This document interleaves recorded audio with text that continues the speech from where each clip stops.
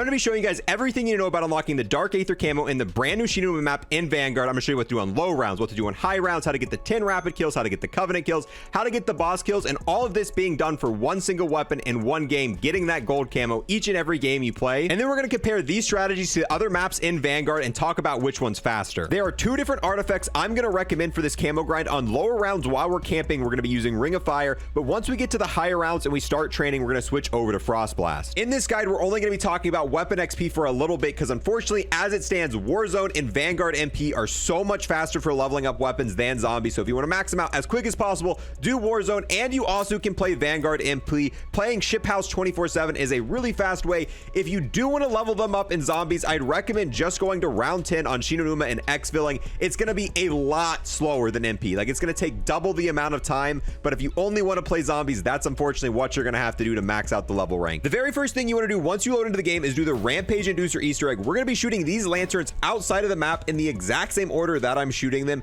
Even if you're not comfortable with the Rampage Inducer on the entire time, I'd highly recommend turning it on for this next trick that I'm going to show you. Right here is where it's going to spawn in at. At the beginning of every round, I'm going to turn on the Rampage Inducer, and we're going to leave it on until the zombies get into the map, and then we're going to turn it off once they've entered. This is going to speed up these spawn rooms a ton. As you can see, the amount of time we're already waiting in between round 1 and 2 is massive, and all of the zombies are going to be spawning way down here. The Rampage Inducer is going to make it so they're going to run, but don't worry, once they get into the map, now that zombies have entered the map, we're going to deactivate it. So we just saved ourselves a ton of time on these early rounds because all of these zombies are now already pretty much in the map. We're going to get these headshots, and they're not going to be running anymore. They're going to be super slow past this point, going to be easy for those 800 headshots. And obviously, we're going to be trying to maximize our headshots here because you do need to get 800 headshots. And as soon as this round's over, go ahead, take this guy out. We're going to do the same thing. We're going to rinse and repeat this every single round. And I do this when I'm not just camo grinding. Every game I play on this map, it is going to speed up these starting rounds an absolute ton. Oh, and there we go. Now that the zombies are in the map again, I'm going to deactivate once again, and I'm going to rinse and repeat doing this until I build up 8,000 total points. It's going to cost, if you want to leave this spawn room and pack a punch your weapon,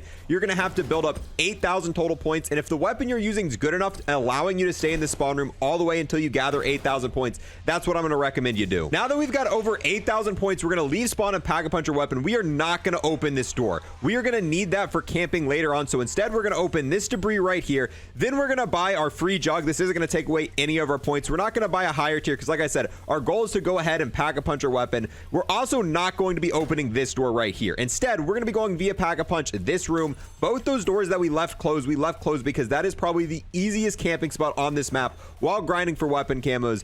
And now we've got enough to go ahead pack a punch our weapon. The reason I prioritize pack a punching the weapon before buying perks or anything else, you guys know the hardest part about grinding a weapon in this game is the 4,000 pack a punch kills. So clearly, the earlier you pack a punch your weapon, the faster you're going to get those 4,000 kills. And now that we've pack a punch, the next thing you want to do is check the Altar of Covenants. We need to get 2,000 kills while being affected by the Altar of Covenants, and there's 3 of these that are going to be way better than the others. So let's see what we got to offer right now. We've got Dead Accurate, Cryo Freeze, and Explosive Expert. Every 3 rounds, this is going to refresh. The ones that you want to look for while grinding for camos are going to be Deadshot, Unholy Ground, and Swift Vengeance. Deadshot is going to make it where you're going to get a Covenant kill count while getting headshots. So every headshot you get with Deadshot is going to count for one of the 2000s.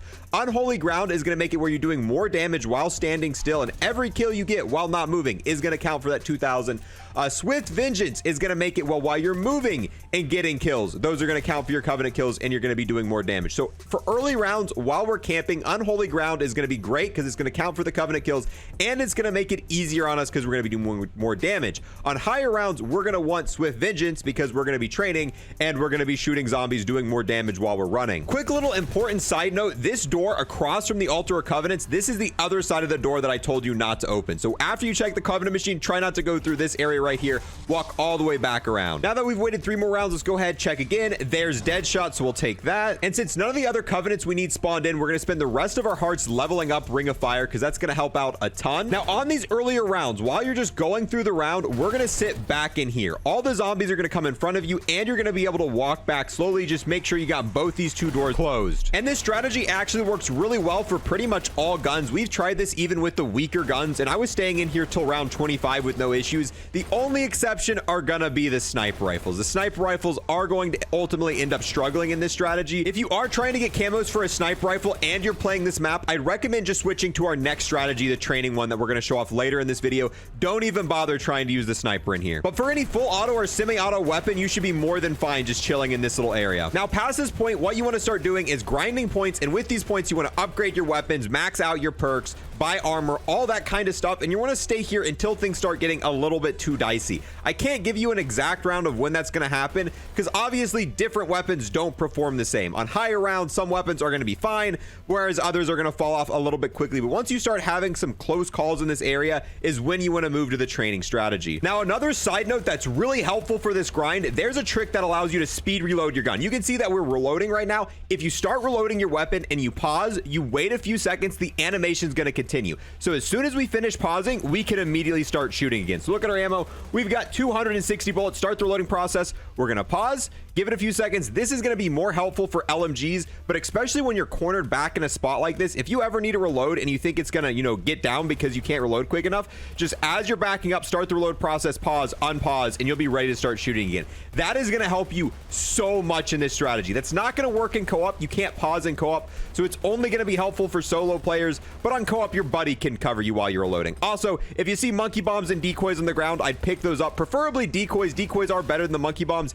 This is what we're going to use when Zebella spawns in. We're going to throw one of these to distract the zombies to allow us to take down Zebella without contest. You're probably not going to have to buy ammo a ton because they do drop ammo, but if you ever do run out, it's going to be right over here, really close and easy, and then just run back, hop into the spot. Oh, there we go. There's a Zebella. So as soon as she spawns in, what I'm going to do is I'm going to throw a decoy. I'm going to head out of here, and I'm going to head to a better place to train. I don't like to deal with Zebella in close, tight quarters because it's not going to end well, especially when you're on higher rounds. The first one's going to spawn in at round 15. You probably aren't going to have to take too much caution then, but now that we're on round 32, I really don't want to mess around and lose this since we already got all of our stuff maxed out. Yep, and there she is. And now that we're in a wide open area, I'm just going to kind of focus on her, take down her 3 stages. This is the one part where having a Wunderwaffle will be very, very helpful, but while I'm grinding gold weapons, I'm not going to take the time to go and get, a Wunderwaffle and do that step every time. If you want the extra caution and just not have to worry about Zebella, Wunderwaffle's amazing at taking her down, but keep in mind you'll have to do that for every single time you grind if you want to use that strat. Now, on top of the 3 covenants I recommended at the beginning of this video, there are more covenants you want to be on the lookout for. The difference are these are not going to count for the covenant kill challenge, but they're going to make the grind so much easier. The 2 of those are going to be Ammo Gremlin and Death Blow. Right now we've got Ammo Gremlin legendary tier. Look at our ammo supply. We will never have to reload this weapon again. This affects the weapon more the bigger the magazine,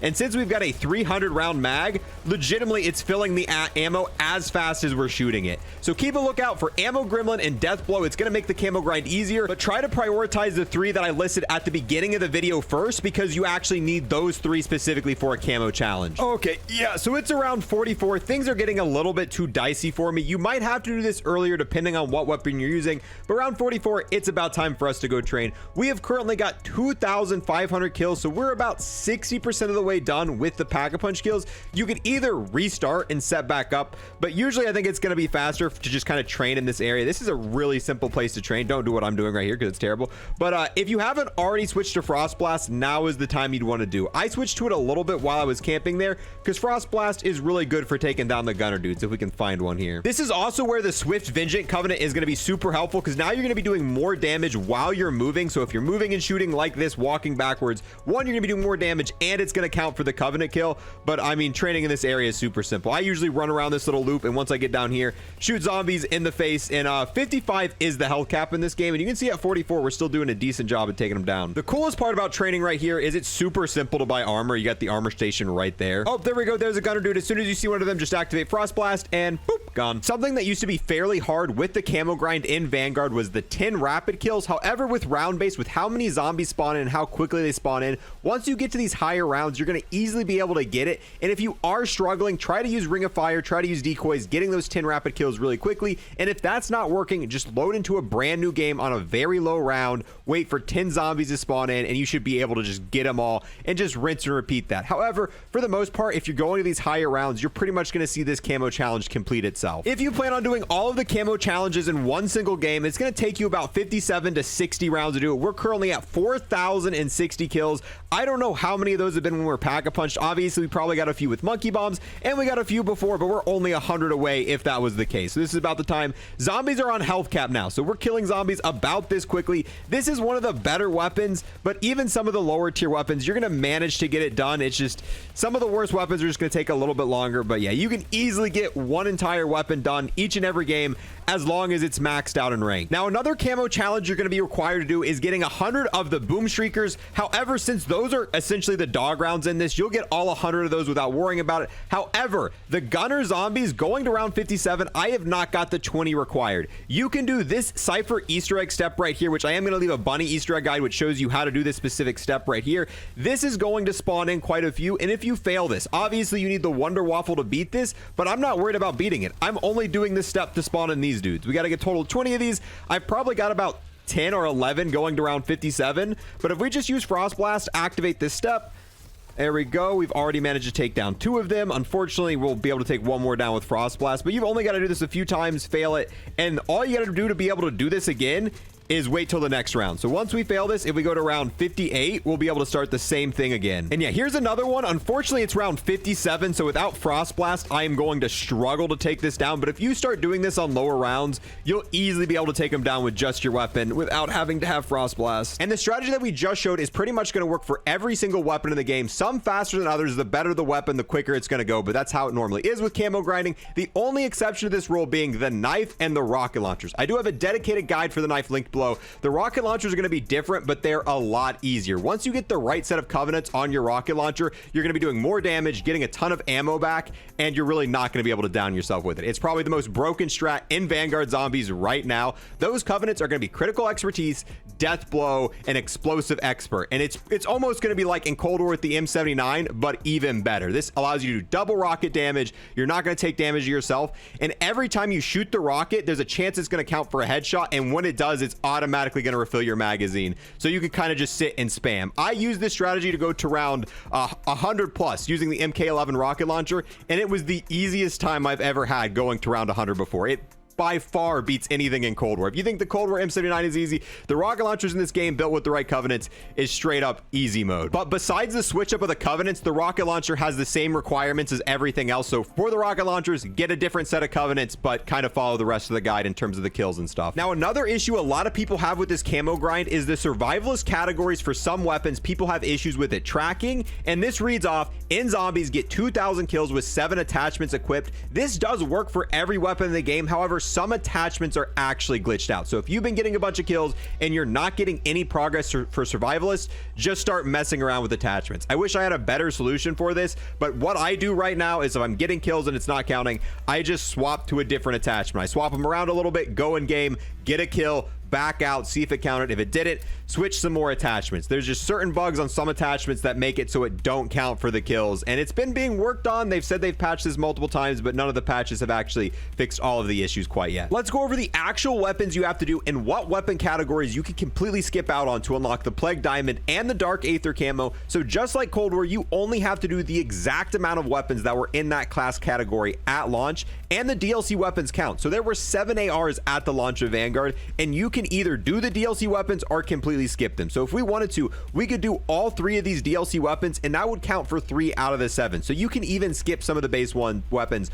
All you have to do is get 7 ARs and you unlock the Plague Diamond category, and it will count for your Dark Aether grind. For SMGs, you have to do 6 of them. For the shotguns, you have to do 4. LMGs, you have to do 4. Marksman rifles, you only have to do 3 of them. Sniper rifles, once again, you've got to do 3. Handguns, you've got to do 5. Launchers, you've got to do 4. And for melee, you only have to do 1. However, you can skip out on 1 entire class. Since this game didn't launch with the rocket launchers, these were not ready. You only have to go 8. If we go here, go to Gunsmith, go to Camouflage and Dark Aether, you can see we've got 9 out of 8. You only only have to do 8. And I would not recommend skipping the rocket launchers. The rocket launchers is probably the easiest class to go ahead and get Dark Aether. There are 2 different categories I'd recommend skipping. I'd either recommend skipping the assault rifles, because that completely crosses off 7 individual weapons you have to do for your grind. Immediately, that's 7 weapons you no longer have to grind. But a lot of people really struggle with the snipers. Even though you only have to do 3 of these, for some people, I would actually recommend just completely skipping the sniper class, because this is going to be the most annoying, and this one's going to be a little bit harder on round base. Doing the snipers aren't going to be that hard on Afaung, and if you just want to get them done, I'd recommend going on, you know, one of the actual objective-based maps and doing a different trick we showed in a different video. That would help out a ton. But so it really depends. It's a give and take. The sniper rifles are going to be harder, but skipping the sniper rifle category only makes it so you're skipping out on 3 weapons, where if you cut out the AR category, that's 7 different weapons, all of which need 4,000 pack-a-punch kills that you're completely just skipping over. So that was your ultimate guide for grinding Plague Diamond, Golden Viper, or Dark Aether on the brand new round-based map inside of Vanguard. Overall, I think this is a lot more fun than playing on Afaung or Terra Maledicta. I do think it's a little bit slower. If you're trying to get the Dark Aether camo as fast as possible, Afaung and Terra Maledicta do beat this out by quite a bit. It is faster, mainly because you can go on a lower round and kind of set a 1 spawn point, and you're not going to get any sort of boss zombies like, you know, Zebella spawning in, moving around, because she's going to stop spawning, and the zombies don't continually grow in health. If you're sitting on a low round like round 10 on Afaung and just sitting there for 30 minutes, you'll get a lot of the requirements done. But when I was grinding camos like that, I was not having fun. It was very boring. I was sitting there in one spot, and overall, I maybe not want to grind camos. This map might take longer, but I find it so much more enjoyable. And from now on, when new DLC weapons are getting added, I'm 100% going to be playing this map. But if you do want me to make an updated guide on the absolute fastest way, even if it is not near as fun, let me know. But this was highly requested, and yeah, let me know what you guys want to see next. Thank you guys for watching. I'll see you guys in the next one. Peace.